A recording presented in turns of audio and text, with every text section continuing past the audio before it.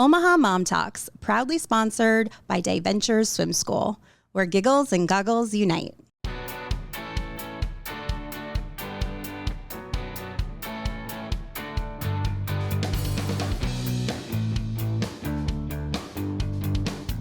Hi, friends, and welcome back to Omaha Mom Talks, the podcast where we get real about motherhood, identity, and all the messy parts in between.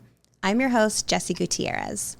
Today is an episode I know so many of you will connect with. I am joined by Leia Baez. She is a local mom, author, and motivational speaker, and truly just an honest, cool human. We're talking about sobriety, motherhood, and what it feels like to heal out loud. Whether you're rethinking your own relationship with alcohol or just need to hear from somebody who's been through the hard places, I hope this conversation helps you feel seen. Let's get into it.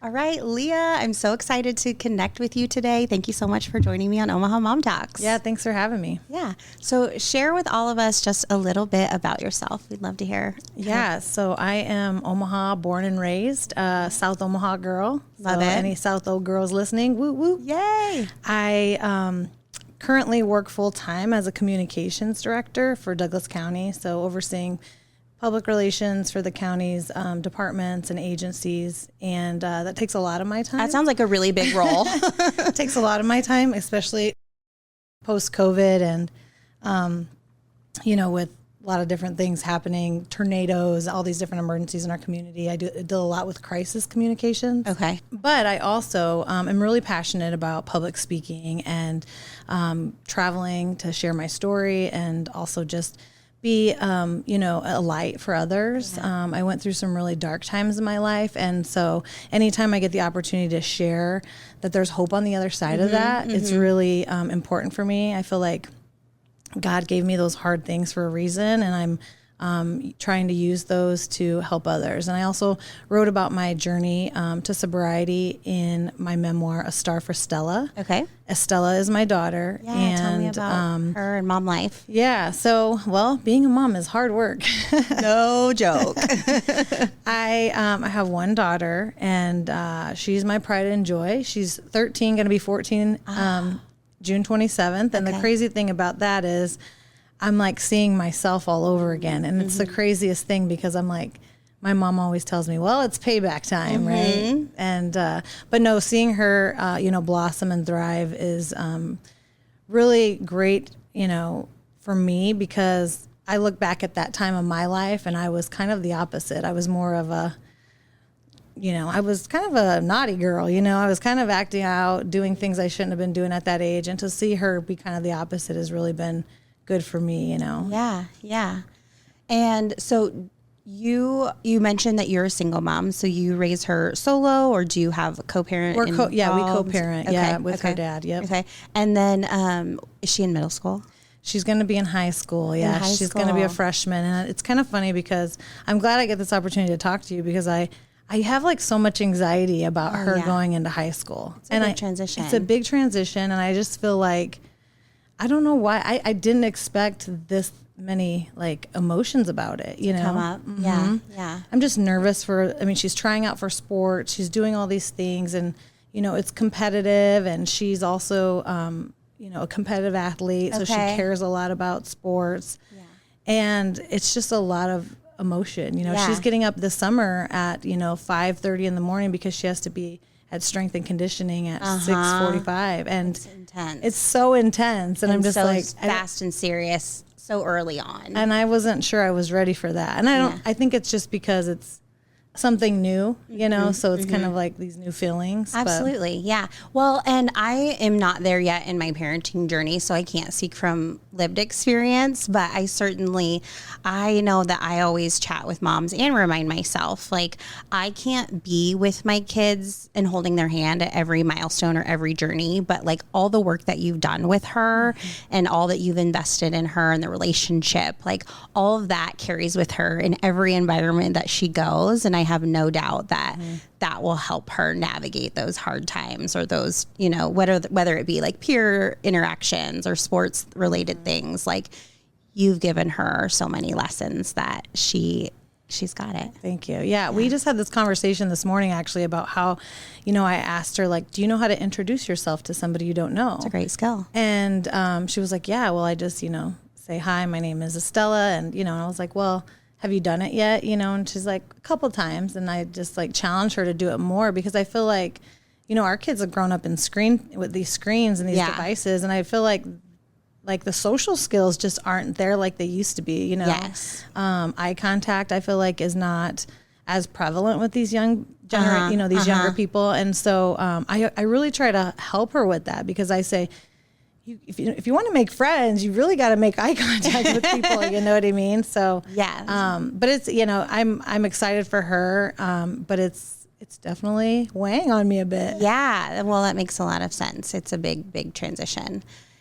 Well, let's also dive into a little bit. You mentioned like some of the roles that you carry. So chat with us a little bit. You mentioned your full-time job. You're also an author. Tell us a little bit about the motivational speaking that you offer as well. Yeah. So it's kind of funny how that all happened because I was at a point in my life where I enjoyed public speaking, but I didn't think that I could pursue this as a career. And this was back in, I would say about 2018. Okay. And so what had happened was I was getting my master's degree at Bellevue University. And this is in the midst of my divorce. I had to refocus my energy because I was really kind of depressed. Depleted, and so I'm sure. I was, a mess. And so I was like, what can I do for myself to make me feel better? And the one thing that has always kind of stuck out for me is education. Like I've always felt empowered in the classroom. I always felt like I'm doing something good for myself. And my parents have always really instilled that in us as kids, is like education is the key to what you want in life. And so I was like, I'm going to go get my master's degree, even though I'm in the middle of this crazy divorce, because I need to feel better about myself. And so I did that. And, some of my professors knew what was going on in my life because I literally would ask for like extensions on my homework and stuff. I was like, I am going through this divorce. I'm really having this hard time. One of my professors had recommended that I try out to be the commencement speaker at graduation. Oh, wow. And so I did. And it was like a speech contest. And so we had to like put our, there was other students who were involved, and then the faculty selects. Okay. And in the process of this, I'm like, as a former journalist, I'm like, okay, I need to capture their attention. I need to tell a story that's going to be impactful. What story of mine is going to be the most impactful? And the thing that kept coming up for me was, I need to be real and tell them, like, I went back to school in the middle of the most chaotic time of my life because I needed to better myself. So I knew I had to be vulnerable and share a story that was going to be impactful, for the faculty who they were judging the contest. And so I was like, I'm going to share the hardest part of my life, that I went back to school in the midst of all this chaos, this divorce and everything. And it was the hardest thing I had to do. I mean, I remember my hands were so clammy. I was so nervous. I had all these like weird feelings. And the day of that speech contest, I was like, I'm going to change this. I'm not going to tell anybody about my story because I'm scared. I don't want anybody to know that I failed as a wife, as a mother. I didn't want people to know that I had gone through a divorce, and there was just so many things that kept coming up for me, but I went with it anyway. And so gave the speech, and we had to like, all the students had to come out who were doing the speech contest, and the faculty announced my name, that they selected me for the commencement speaker. So I was like, oh my gosh, now I have to tell this story in front of hundreds of people, right? And that's all I thought it would be, was hundreds. Well, Bellevue University then shared my speech on YouTube, and it went viral. Whoa. 6.5 million people heard my story. So now what a reach. I was thinking like, okay, I was worried about just a few people hearing locally, hearing that I had failed, but now everybody knows that I messed up. But there was so much beauty in that when I look back, because I would blow your mind if I would let you read all the messages I got from people around the world saying, I'm going through the exact same thing right now. Thank you so much for sharing this. Yes. I also went through a divorce and a custody battle. Don't know how to keep going, but because of your speech, I'm never going to give up. And so that opened the door for me then to start speaking, because I literally didn't know that this could be a business, And so people were reaching out to me to speak, and then I was speaking for free. I was speaking most places for free. And then one women's conference came to me, and they, in the email, they said, we'd like you to speak at our event. Please tell us your speaker's fee. And I'm like, speaker's fee? Okay, let me add that up. Let me just say $25. You know, what do I say? Yeah. So I remember talking to one of my coaches at the time. She's like a career coach. And she was like, well, what are you worth? And I'm like, that's a big question, you know? So I just kind of started small, and I've gradually grown this into a business, but you know, I love it. I feel like that's what I'm supposed to be doing, is sharing this story, sharing inspiration for young people, for women, at conferences of all kinds, you know, and just because I feel like that was the reminder I needed, that the hard times, the things that we go through, are stepping stones to who we're supposed to be. Like, it was the hardest time of my life. When I tell you I didn't even recognize myself. I was so depressed. But that all came something great, you know, something beautiful, and very, like, I learned so much about myself on the other side of that. You know, the growth was tremendous. And because of all that, I'm now 5 years sober. You know, and so I went through a lot, and, you know, in sharing all that, it's been super rewarding to know that, like, our hardest times can make a difference for somebody else. Absolutely. Yeah. Well, and I think that is just such a good reminder of that shame really grows and breeds in secrecy, right? And then once we can share our story or share those hard parts, it really does lift us from so much of the heaviness that it carries. It really does. Yeah. And there's so much value in sharing your story, and people being able to resonate and connect and know, like, I'm not the only one, or there's not something wrong with me. Like, other people have lived this path and made it to the other side, right? So and it's not easy. It doesn't happen overnight. It's like those, they call them growing pains. You know, you got to grow through it and to get through it. And I just feel like, it's a journey, but there's so much beauty in those painful situations too. And I think we all go through stuff, right?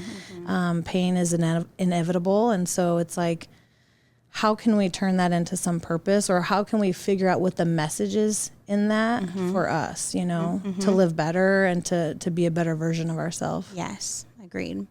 Well, I know you've shared openly about your journey to sobriety, and you mentioned that you're 5 years sober, so congratulations. Thank you. Can you walk us through a little bit about what led you to that decision? Yeah, so I was a binge drinker. I was a party animal. Okay. Ever since I was young, I first opened a can of beer when I was 13, you know. Super young. And I look at my daughter now, and she's that age, and I'm like, thank goodness she's not even near anything like that. But when we were kids, we didn't really have the things they have today, you know. So, like, for our entertainment, we were kind of ornery, you know. And I think, at least I was, and so, you know, I started drinking, and it kind of like gradually just got worse. I went on to a high school, and, you know, I was still a very good student and a good athlete, and participated in sports. I played volleyball, and I played volleyball, I swam, and played tennis, but I still partied on the weekends, you know, with friends, and drinking was involved. And so it wasn't until later in life that I realized that I had been coping with some childhood trauma that I dealt with as a kid, and I didn't even know it until I was like in therapy in my 30s, you know, and had been, you know, binge drinking to cope, you know, to kind of run away from those problems. That was my escape. Anytime I had a problem, even if it was a celebration, you know, it was always alcohol involved. And to excess, you're saying. Yeah. I mean, I would black out a couple times a week at least, you know, to the point of just passing out, not remembering, you know, waking up with your makeup on from the night before, or with my contacts still in my eyes. Definitely wasn't proud of that, but also I was surrounded by people who kind of partied too. And so it was pretty normal for us, you know, very normal. And then I got to college, and it was like, there's a there's a drinking deal at every bar every day. Yeah. Monday's pint night, Tuesday's tequila night. You know what I mean? Whiskey Wednesday, Thirsty Thursday. Exactly. I know. I mean, it was like, oh yeah, we got to go capture all these deals, you know? And, and it was just we didn't realize they weren't deals. We didn't realize then. But, you know, it just intensified in college, and I got married, you know. Did it ever affect your academics in college? Never. Okay. No. I mean, you know, I skipped class a few times when I was hungover and stuff, but I was always a really good student. I think that goes back to my parents instilling that education piece, you know, for us, me and my brother as kids. So it gradually got worse. And then I got married, and you know, we drank together, my husband and I, and we would, you know, fight when we had too much to drink or things got worse. And, you know, for a while, like, I was again coping to deal with the hard times in my marriage, you know, with alcohol. There was a time when I would literally go buy like a 6-pack of beer, drink it, and then hide the bottles in the house so he didn't see it in the trash can. Because I didn't want him to know that I'd been drinking. So, yeah, it was just to this point where I was, you know, I was just drinking a lot to cope with life. And I didn't know anything else, you know. I come from a family of, you know, there's alcoholism on both my mom's side and my dad's side, you know. And so it wasn't until 2015 when I put my daughter's life in danger, ended up going through a divorce, ended up losing custody of my daughter. And even if it was just temporary custody, it was still devastating to me. You know, everything I ever wanted to be was a mom. And for me to get that pulled away from you is like, now I have to prove to a judge in the court that I'm worthy to be a mother. You know, and that was the most traumatizing thing absolutely I could experience. And I'm like, well, of course I am. Like, I'm her mom. Yeah. And also, like, I didn't realize that what I was dealing with was a disease, and the way I was being impacted by it was impacting others until then, you know? And so that really opened my eyes. And the crazy thing about it is, even after that happened and I was fighting for custody of my daughter, going through a divorce, I had to move back into my parents' house. I didn't even stop drinking yet. Like, it was hard for me. Well, that at this time was your only coping skill. Right. Only coping skill. And I was back with my parents. My daughter doesn't live with me, so I can't put her in danger anymore. So what am I going to do? I still drank, you know, and not as much, but I still did it. And I was trying to figure out, like, how can I stop this, you know? And so, you know, just continued to, like, want to stop, better myself, went to school. You know, I went back to school. That's when I went to get my master's degree, when I was kind of dealing with that the emotions, right? Just the hard emotions. And eventually I was able to stop, and it wasn't through AA or anything, because that's what I want a message to be, is that, you know, anybody can stop, and you don't need to, like, necessarily do it one way or another. There's no wrong way, there's no right way, you know, you just do what's best for you. Yeah. So you didn't have formal treatment? I didn't have formal treatment. Mine was very spiritual and very faith-based. Okay. But you know, it was pretty impactful. My uncle had passed away. He was diagnosed with cancer, and he was an alcoholic, and he could have probably beat the cancer, but because his liver was so damaged, he couldn't handle the chemotherapy, and he died, and he was only 59.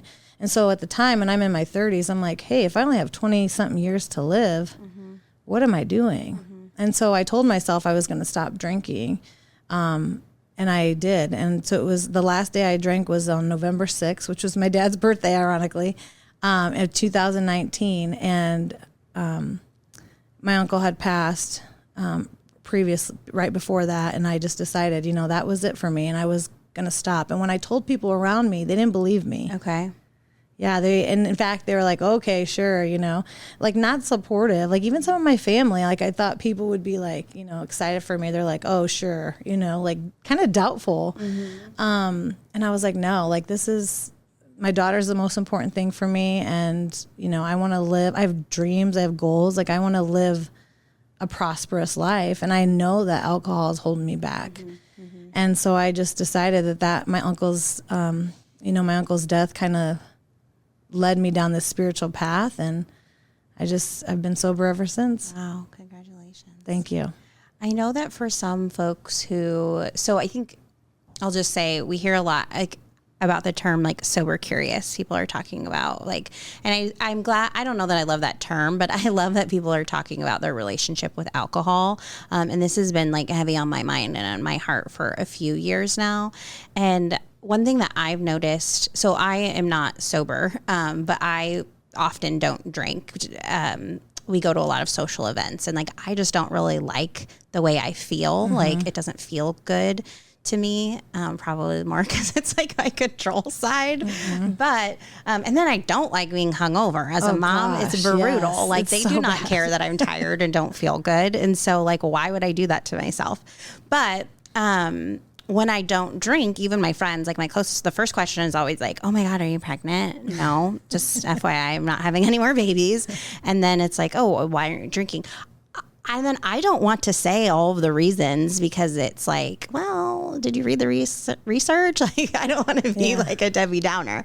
But so I'm just curious for you, what has been, have you noticed any changes in your relationships with your friends or family members as you have changed your relationship with alcohol and stepped into sobriety? Yeah. So I lost friends. Okay. I did. And not to the point where it's they don't like me or we don't we don't occasionally say hello or talk, but we don't hang out. Okay. You know what I mean? And that's just because we have different interests. Yeah, you bonded over social drinks. Yeah, I don't go to happy hours to get a buzz, and I don't go out late to the clubs. I mean, I'm in bed by 10 o'clock most nights.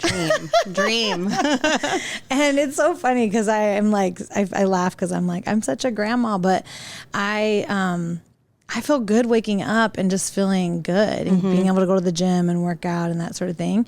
But what I will say about relationships is I've inspired other people in my family to stop drinking. Really? Yes. I love that. And I think it's mainly because they've seen my success just post, alcohol. I mean, I wrote my book, I've been doing great work as a speaker. I've been just doing the dream work, I like to call it, because the things that light me up, I have time for that now. I didn't have time for that before because I was at the bar at happy hour. For me, I would start at happy hour and then we'd go into after hours. I mean, literally I would stay all night, and I just look back at that and I'm I can't believe I had money to do that. I can't believe I can't believe I had the time to do that. Where did I find all that money and that time? And so that's really, really cool to see. That's so cool. That other family members that have slowed down or just chose not to drink at all. Yeah. I will say also my relationship with my partner has just blossomed. Really? He was with me in my wild days. Okay. Before I got sober and, with me now. And I think it's great to. This is a relationship after your divorce. Yes. Okay. This is a relationship after my divorce. And, he's kind of stuck with me through it all. And so he's really inspired, and that's cool to see. Yeah. I think because a lot of people knew how much of a party girl I was, that they were can she really do it? And I think it's really cool to see somebody overcome something that was so, such a setback for them, Yeah. And that was alcohol for me, and so I think I love that part of it, just being able to, show other people that it's possible when we want it bad enough. But that's the thing. It's you have to be ready. I had to be ready. Yeah. And did you have, I know you mentioned some people weren't necessarily supportive, but did you have people on the other side before you hit that moment where you committed to no longer drinking? Did you have people mentioning we think you have a problem with alcohol, or we think you go too hard, or was there anyone on that side? So a couple of times my parents would be, my parents occasionally, my dad drinks, my mom occasionally drinks. There's a couple of times where I would be intoxicated and get into it with my dad. And then the next day he wouldn't talk to me for a few days. And my mom would be you really Took it too far. You really should think about how much you drink, because, you're really kind of mean and hurtful, the things that you say. And I look back and I'm like, man, I was really bad, and I think that's what alcohol does, though. It changes us, right? It turns us into these people that we're not. And so, I don't want to hurt people's feelings, right? And that's my family. That's my family. And so, they are my best friends, my parents, and they supported me. They both still occasionally drink, but they supported me, through it all. So they're really proud. But they were kind of like nudging me like, hey, you need to settle down. But they didn't tell me I have to quit. Okay. It was more like, you should think about how much you're drinking. Yeah. Mm-hmm. Yeah. The amount and the frequency. So I want to chat with you a little bit about this like mommy wine culture. And, we know that parenting is hard and parenting is demanding. And I think a lot of moms use alcohol, wine, a cocktail, whatever it may be, as a coping mechanism. First, I'm just curious, how has sobriety changed you as a mom, like how you show up in motherhood? Oh man, I am just so present. Probably sometimes too present for my teenage daughter. She's like, I'm always there. But, I love that I am available for her, 24/7. If I was still drinking, there would be times where I couldn't pick up, and go take her iPad charger at midnight at her dad's because I'd be drinking somewhere, right? So there's a lot of moments that I have with her that I'm like, wow, this would be so different if I was still drinking. And so I love just to be present, I'm able to just spend time with her and really, like, I used to, when she was littler, I used to say, I'm actually on the floor playing Barbies with her, That was never the case when I was still drinking. I would let her play and then I would, go drink or something. And so it's just nice to be there, there for your kids and just let, that she knows that I'm always going to be there for her. And, that's the biggest thing is our presence, I think. And I felt like the biggest thing for me was, recently she was playing on a club volleyball team and I was able to coach for the club program so that I could be there. She's there practicing anyway, so I could also be there, coaching a different team. But it was just about being there for her. And I was just really grateful that I could do that. Like I have so much more time to give. That clarity in your brain, right? Yeah, clarity, to the time to give. And I also just... I feel like I always tell people I feel smarter. Like I used to feel like I had like this mush brain, where you can't, like, you're foggy. You can't reach your words. Even say what you're really thinking. And I just feel a lot smarter. Yeah, I love that. Well, you're accessing all the good parts of your brain. Exactly. I love it. Hey friends, this is Jessie. Before we dive into today's episode, I want to give a big thank you to our season 2 sponsor, Diventures Swim School. My kids started weekly swim lessons at Diventures back in February 2025, and honestly, I've been blown away by the growth that I've seen in just a few months.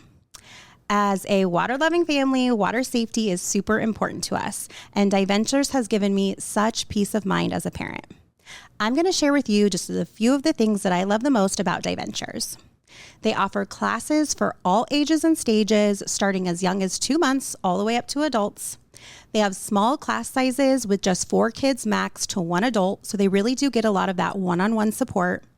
They have a heated pool, so no battles over getting into cold water.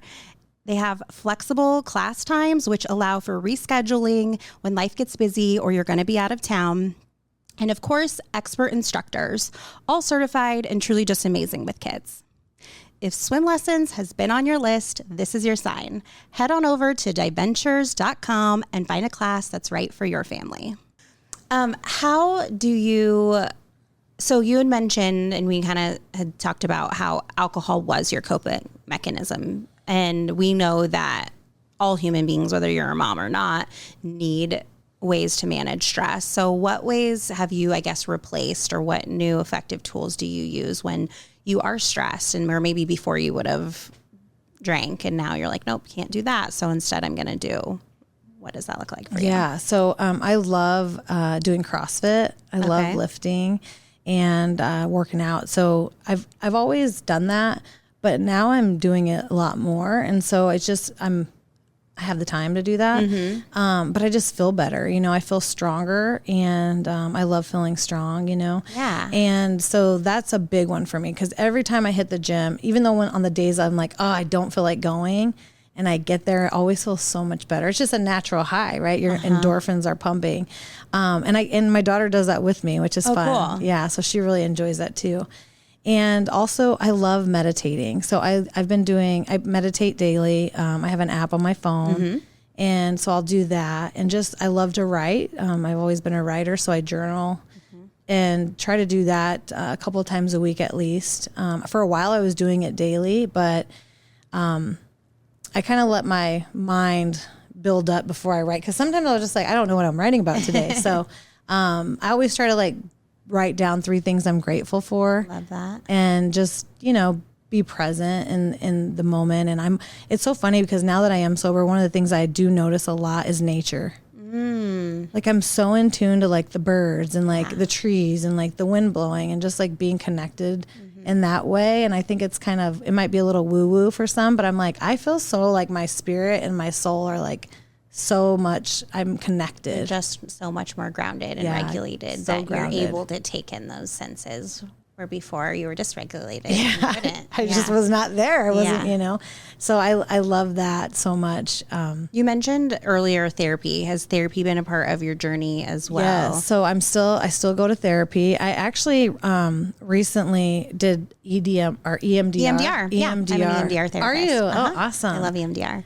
That was life-changing for me. And so that's kind of where I picked up some of the childhood trauma that I had dealt with. I don't know if I should say, but I was sexually abused as a child by a long-distance family member. Okay. And I was probably maybe 5 or 6 at the time. And so that really, I was able, because that's what I felt like I was burying for so many years and not knowing it, right? Did you have a memory of it? Yeah. When my in teenage life, or was that buried? Well, and as a teenager, I knew about it. I told my mom when I was 13, but she, at the time, the person had already passed away. Okay. So there was nothing we could do. But and my parents didn't go to therapy. And they probably didn't know. That was so long ago. Right. You're and fine. So they didn't. Yeah, exactly. You'll be fine, right? So I didn't go to therapy or anything. But what I realized is I was burying that all those years, and I didn't realize that. And what really came up for me was when my daughter was the same age. Then I started having these panic attacks. Your almost. body physically reacted. I started remembering things, and I was I did not want to leave her side. You know what I mean? And It's so common. It was kind of scary, because I was oh my gosh, what happened to me was bad, and I need to figure this out. So when I was going through therapy for my divorce, I also worked on that a little bit. But then I got a few years ago, I got into the EMDR, and that really helped me to see that I was not fully. I mean, do you really ever heal? Right. Healing is a progress. Yeah. So I was still working on that, but I've been able to talk about it, and I doesn't I used to get really emotional when I talk about it. I don't feel like that anymore. I'm openly telling people about it, because I think it happens to way more people than we think. Yes. And I think it's important that we're, sharing those stories, to know that there is help, and, you can get therapy to start that healing journey if you haven't yet. Yes, absolutely. And I just want to acknowledge and thank you for sharing. I think that you said, should I share? And yes, you should. I think that that's something that happened to you that was awful, but not something that is wrong with you, right? And so I'm so glad that you found some support in that, and that other people hopefully can hear too. If you've been in a similar situation, that you deserve support, you deserve healing, and you deserve to feel safe in your brain and in your body. Yeah, I think it's kind of this weird thing in society where people feel so ashamed to talk about that. There's this stigma a little bit, because once I was like sharing that with a few people, like so many people told me that they had similar experiences, or, you know, they know somebody who did, or, you know, somebody in their family did. And I'm just like, you know, there's a lot of people impacted by that. And we carry that in everything that we do, you know, how we cope and how we deal with our life, you know, is based on, you know, that healing process. And so I'm grateful that I found that EMDR because that really helped me to see that I wasn't healed and that I needed to work on that. And so that helped. So yeah, so therapy, I'm still doing therapy. And, you know, I wish I could go to therapy every week. But you know, I always tell people I'm a therapist that goes to therapy. I also love my therapist. Yeah. And it's just so nice to talk to somebody. Honestly, I feel like this is therapy. It's just nice to talk to somebody and be honest. Yeah. And not feel like you have to like hide anything, or, you know, you can be who you are. Your raw, authentic self. Yes. And it's just like, and it's just nice to have that support. I agree. Well, one topic that we kind of chatted a little bit about was like, you shared a little bit about when you were younger and your drinking. And I'm curious how, now that your daughter's 13, like what conversations have you had with her about alcohol or substances? And what does she know about your journey? Yeah. So she hasn't read my book, Okay. but she does know that I'm sober, and she does know what that means. Okay. And we talk a lot about, you know, drugs and alcohol. I mean, you cannot not talk about it with your teens these days. It's everywhere, right? It's especially on, you know, social media and all those things, even though my daughter's not on social media any longer, but still there's just, It's even wild watching movies from my youth Yes. of like, everyone's got a red Solo cup at a party. And I'm like, now that I'm a mom, I'm like, oh, like I didn't even register that when I was in high school watching these movies, like how normalized teen drinking even was back in my day. And now it's even more prevalent. yeah. And you can't get on, you know, TikTok or something without seeing, you know, somebody have something or talking about something. And the music they talk about drugs and alcohol. So it's everywhere. And I'm talking even mainstream music, you know, they mention drugs and alcohol. So it's everywhere. And so, yeah, so we do have conversations. You know, I talk to her about just knowing how to say no if you're ever in a situation, you know, just knowing that you don't have to do what everybody else is doing. And, and I often try to share this with her, because I felt this when I was younger, is that I always felt like I cared so much about what other people thought of me that I was doing things but I probably shouldn't have been doing, you know, because I wanted to fit in. I wanted people to like me. Maybe feel outside of your values, but exactly. you did it anyway. But you do it anyway to fit in. And I told her, I said, one of the best skills you can have right now is not caring. It's so hard, but it's not caring what other people think about you. Yeah.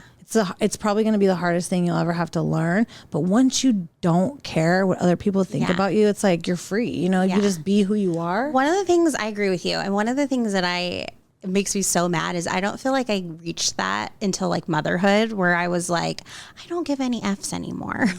But like how amazing would that have been in my younger years to just have that freedom off my shoulders of like what other people think for like, now I always say what other people think of me, it's none of my business. Exactly. It is not your business, because it's really just a reflection of them, you know?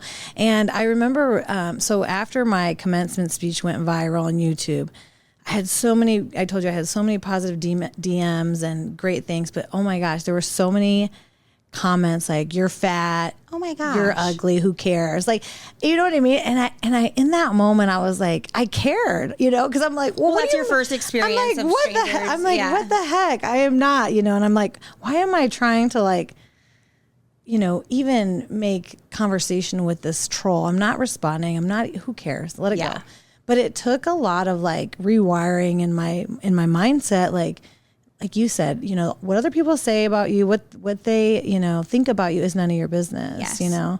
There's like this meme floating around. I love it on social media. And it's like, you know, people who talk behind your back or behind you for a reason. Oh. You know, it's like, hey, you know, they're going to talk about you and that's fine, but you got to be the bigger person. And so I've learned that, but it's not been easy, you know, especially in this day and age on social media. Yeah. Yeah. And I think there's a difference between acknowledging like that hurts my feelings and I don't like the way that feels and then letting that float on and not living in that feeling and letting it dictate what you do next. Yeah, exactly. Yeah. So that's what I try to like help her with is like, look, you're going to do great things in your life, but it's going to be hard. You know what I mean? You're going to be disappointed and you're going to worry about what other people think about you, but you gotta learn to like not care about that. Yeah. If you can do anything, do that.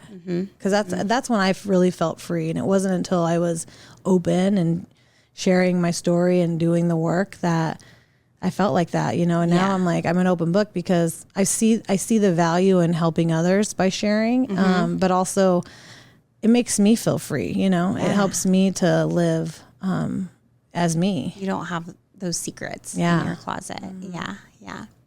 Well, let's talk about genetics for a moment. I know you had mentioned that there is some family history of addiction or substance abuse in your family. I know for myself and my husband, we both have family genetics of substance abuse and addiction on both sides. And I know that, especially as a mom now, and my eyes are more open to how much it is normalized with teens to experiment drinking, and I know how risky that is on their brain development, especially when there's family history involved. So I know you've been so open about your own journey, and I imagine you have thoughts and feelings about teen drinking too. Can you share with us a little bit about your thoughts? So, you know, I think... And for parents that are listening, I guess, too. Yeah, I think, you know, these kids are different. Don't you think? Like this generation of kids is a little different. I don't think they're different. I don't think they want to drink like we did. Some of them are. So I was just talking to some young adults who were telling me, and I loved this. They were like, I don't want to look old, and drinking makes you look old. I was like, yes, it does. Stay away from that. Hey, that is spot on, because ever since I got sober, everyone's like, what do you do to your skin? Your skin is glowing. And I'm like, oh, I'm sober. Like that's the trick.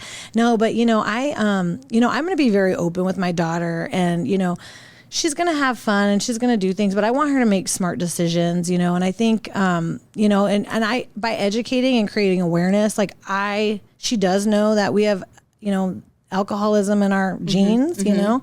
And so she is aware of that because I've openly talked, you know, so much about my sobriety journey. But also I think that, like I said, this generation of kids is different. They don't want to drink. At least my daughter doesn't seem that way, you know?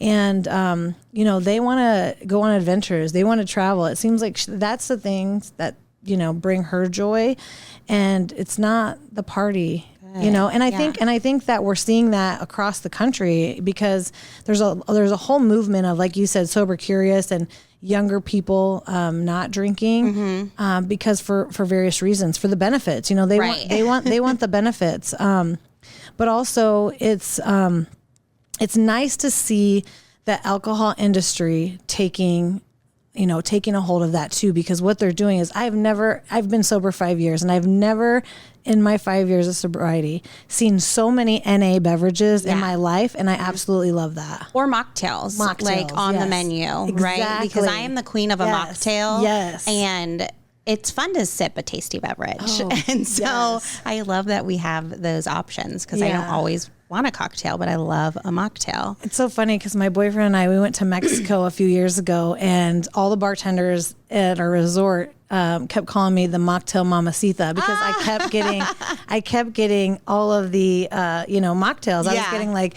you know, the mojito with no alcohol and whatnot. So I love that, because my friends always say I'm the queen of mocktails, because I literally have been making mocktails since I was pregnant, and I just like them, right? I love different concoctions or whatever. So I like mocktail mamacita. I'm going to start dropping that one. Yeah. So, you know, it's cool to see that. It really is. Because I'm like, oh my gosh, Blue Moon has an NA. I loved Blue Moon. Yeah. You know? Yeah. Well, and I think that so I still have young kids. They're 4 and 7, but I know that I have teen nieces and nephews, and a lot of my friends have older kids as well. And there's this ongoing discussion that I've heard, and I'm always reluctant to share unless somebody is asking me. But there's this ongoing conversation of, you know, if my teens are going to drink, I rather them do it at home, or I rather them do it safely here. And like, I have such a visceral reaction to that. And I saw you did too. Mm-hmm. So tell me what was going through your brain. I totally disagree with that. I mean, that's just kind of like enabling, you know, you don't want to accept that kind of behavior in your house. I mean, yeah, kids can, you know, get into something when they're away, but I feel like the open communication and that awareness about what you expect from your child is important. I mean, not to say I know from experience, I did the opposite of what my parents told me, right? Right. So, but I think when we're open and we communicate and we have that awareness, you know, and just tell our kids what we want and what we hope for them, I think it's going to go further than, you know, them sitting in our house and drinking. Like, that doesn't feel good to me. It doesn't give me good vibes. And I don't think I don't want ever to... I would never allow that. Well, and I am careful because I don't want to judge people on their choices. So I do want to share some research with folks. So this isn't my opinion. This is some research that we have seen. So the research has shown that the earlier someone starts drinking, the more likely they are to develop dependence or serious issues later. And there was actually some research done in other countries where, like Europe, where drinking is more accepted or at younger ages, that it is still really dangerous and they still have high rates of addiction. And so I definitely just think that those are things to keep in mind if you are navigating, you know, teens or young adults and drinking. I think that it is such a personal choice, but I also know that for myself, having, you know, that family history, that genetics of alcoholism and substance abuse on both sides, that there's risk there for that genetic disorder for my kids to be predisposed to that. And so I plan as they get older to equip them with that knowledge. Just like I have a child with ADHD. And so I talk with her all the time about how her brain works differently. And so with this genetic component of addiction, I'm going to talk with her how that impacts her brain differently. And so one sip or one drink might actually fire off different things in her brain than it would her bestie Sally or whatever. Mm-hmm. So I do think that these are important conversations that we can have with our kids. Now, do I know that I was drinking as a teen? Yes, I was. And my parents, it was a don't drink conversation.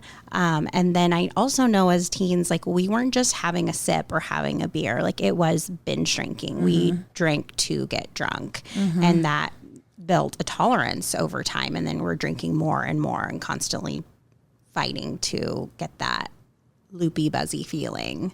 Yeah. And what I think people don't know is you brought up binge drinking. And the biggest thing for me was when I was doing my own research, kind of like in my early sobriety journey, the CDC says 3 drinks for a woman in like a 2-hour sitting is binge drinking. Is binge drinking. Wow. So 3 drinks. I mean, I used to do that in like an hour. Uh-huh. Yeah. And then that was just the pregame, right? And then we'd go to the bar and then, you know, so it was like, wow, like I was a binge drinker. And I think having our kids understand that, like, here's the facts, here's the numbers, like this is damaging and why, I think can help them make that decision. If they still make that decision, fine, that's a mistake. They can learn from it and then, mm-hmm. you know, hopefully learn from it, right? Mm-hmm. But at least we can equip them with the information, the knowledge, like you said, to help them make the right decisions. And the good thing about me is I think for my daughter, you know, I'm speaking so much about sobriety and the benefits that it's had on my life, mm-hmm. that she's a witness to that too, mm-hmm. right? She's a witness to that every day. And I think she realizes the impact because she's seen people drunk, right? Yeah. Family party. She's seen people make poor decisions when they're intoxicated. I think can make that judgment, you know, and she's smart enough to make that judgment for herself. Well, for the moms who are listening and are questioning their relationship with alcohol, what encouragement would you give them or advice? Yeah. So I think the number one thing is if you think you have a problem with alcohol, you probably have a problem with alcohol. You got to trust your gut, know your intuition on that. And the beauty in all of this is that there's so many resources out there to help women, even if they just want to cut back. There are so many, like even online resources to kind of help them drink less. A lot of recovery apps and that sort of thing that can kind of monitor your drinking. Yeah. But the cool thing about some of them is they also monitor the benefits. So like how you felt the next day. And, so I think those feel good symptoms that come as a result of being sober. Because I think the hardest part for people is, well, what am I going to do instead? You're thinking about the losses. Exactly. But in reality, there's so many benefits to living sober. And so I would say, if you feel like you drink too much, you got to trust your gut. You probably do. There are plenty of resources out there. But, just try a dry 30, try it, give it 30 days of no alcohol. A lot of people are doing that. I love seeing Sober October is coming up. So that's a good time to do it.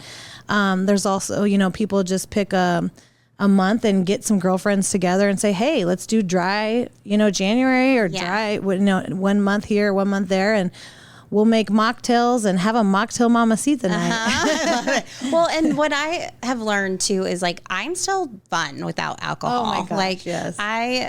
And then I feel good the next day. And so that's another benefit. But like, I can still go out. I've heard people say like, well, I find it hard to be social without alcohol.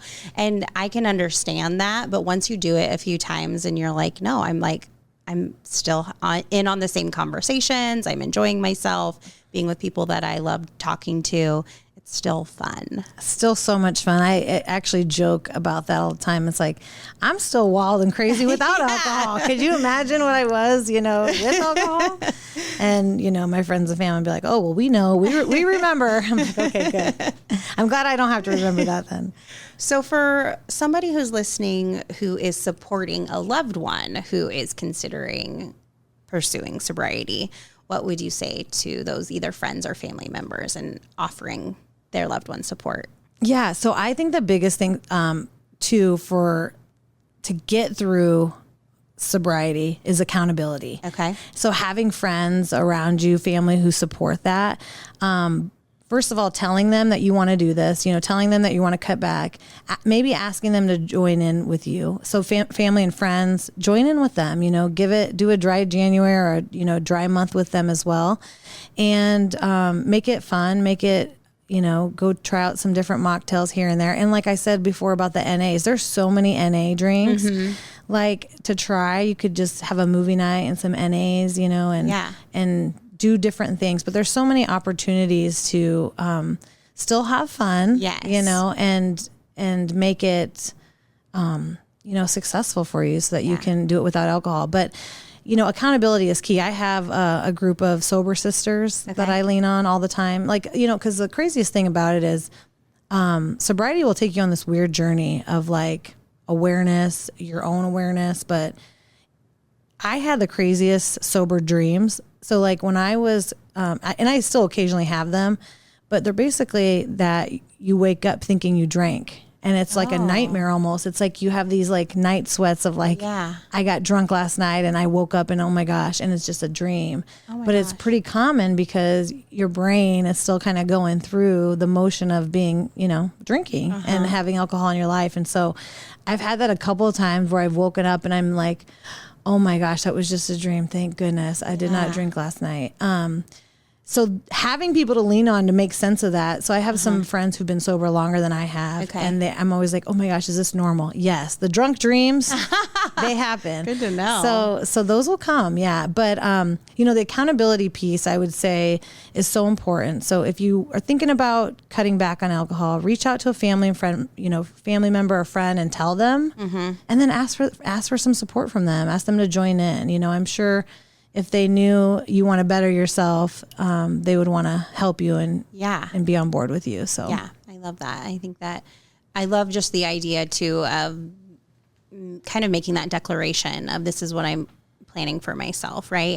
And some people will get it and some people won't, and that's okay, because there are people who are very, I would say, protective of their alcohol. I mean, the minute, there's, those people at the minute anyone talks about cutting back or limiting, those people go straight into, well, I don't have a problem, I don't need to, and that's fine. So maybe they won't be your support people or on that journey with you, but there are people out there that, and even if they're not making changes, they want to see you reach your goal and can walk alongside you in that. And one of the funny things that you said, that when, people asked you, oh, well, you're not drinking, you're pregnant, or something must be wrong, right? Right. Why aren't you drinking? It's like alcohol is the only thing where we question why aren't you doing it? Nobody says wild. Why aren't you doing heroin? Right. It's so wild. It's so wild. And I'm not even, and just in this last year have, just because I don't like the way it makes me feel. And other than when my mom passed, I had that memory with my nephew, who, if he listens to this, I'm sorry. There you go. But good job. people want to know, and then people are like, oh, well, Jesse's not drinking anymore. Did you hear Jesse's not? And it's like, it's not that I'm not drinking. I'm not drinking tonight, or I don't feel like it. That's okay. But people are weird about it. So I have a secret hack for that. So if anybody is going to cut back and they're going to not drink at a party or be with friends or anything like that, there's a couple ways you can get around it without people making a big deal about it. Instead of just saying, I'm cutting back. Cause then they'll be like, why? You're not an alcoholic. Why? You shouldn't, So one is, tell them you're doing a cleanse. Okay. And this is funny because everyone's like, oh, they support a cleanse. They support a cleanse. They're like, oh, what kind of cleanse is it? Like, I want to do a cleanse. It's like everybody wants that quick fix, healthy regimen, you know, but it's like a cleanse is this term that people are all on board with, it seems like. So the cleanse works well. And then also I'm on an antibiotic, I can't drink. Okay. Oh, and then they'll just be like, okay.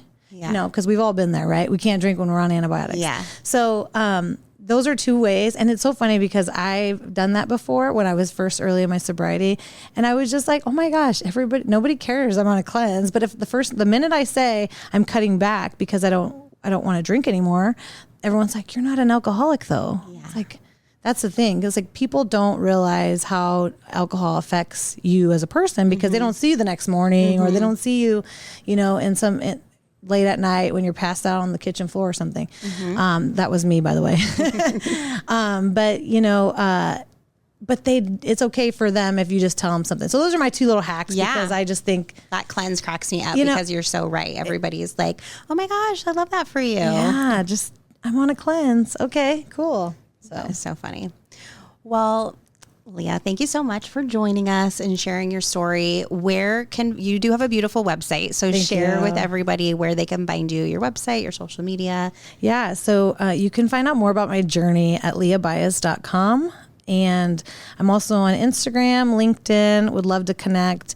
One of the things I love working on is helping other women share their stories. And so whether they want to speak on stage or potentially even write a book or just be open about some of those hard, vulnerable things that kind of feel like they're ready to come out, but they're unsure how.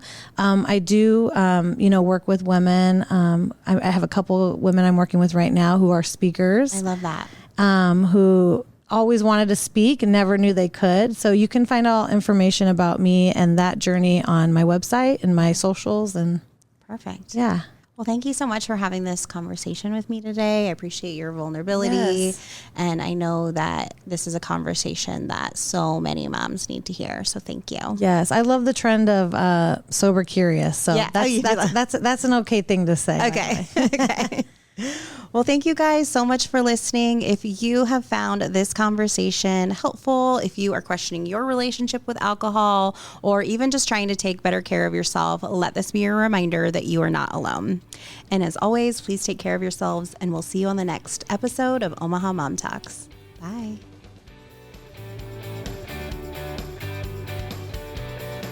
Omaha Mom Talks. Real moms, authentic conversations, no filter needed.